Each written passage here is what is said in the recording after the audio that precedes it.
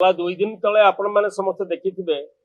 आस्कार मान्यवर विधायक श्री सरोज पाढ़ी गोटे मंतव्य रखिले आम दल उपर व्यक्तिगत भाव मो उपर लेनिन भाई आमे ता पूर्व कहीलु जेतेबेले बिजु जनता दलर आभ्यंतरीण व्यापार एवं सर्वोपरि आमर प्रिय सभापति पूर्वतन मुख्यमंत्री विरोधी दलर मान्यवर विरोधी दल नेता श्रीयुक्त नवीन पट्टनायक प्रति अत्यंत अशालीन एवं असम्मानजनक मंतव्य से देइथिले सेतेबेले आमे तांकु कहिथिलु जे विधायक पदर गारिमा पदमर्यादा भूली एभली नवीन बाबू विषय रे मंतव्य दियंतु नाही काहेकि ना समस्त जानती जे सारा देशर लोक नवीन बाबू को कोभली सम्मान करती एवं सरोज बाबूंकर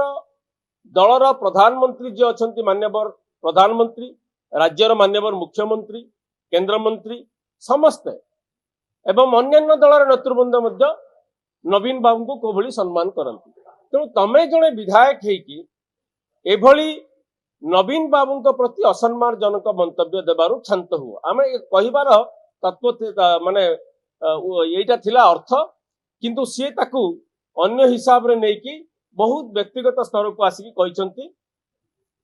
काहेकि ना अतीत रे से निजे कहिसंती तांका वक्तव्य रे बिजू बाबू सहयोगी थिले एवं बिजू बाबू सहित काम करछंती बहुत क्षमता कॉरिडोर को निकटरू देखिसंती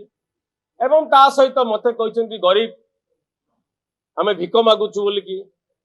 ए प्रसंग रे केवल मु गोटे जिंस कहबी गंजाम जिल्ला रे समस्त जानिचंती सरोज पाढ़ी कौन तुम्बनाथ पंडा कौन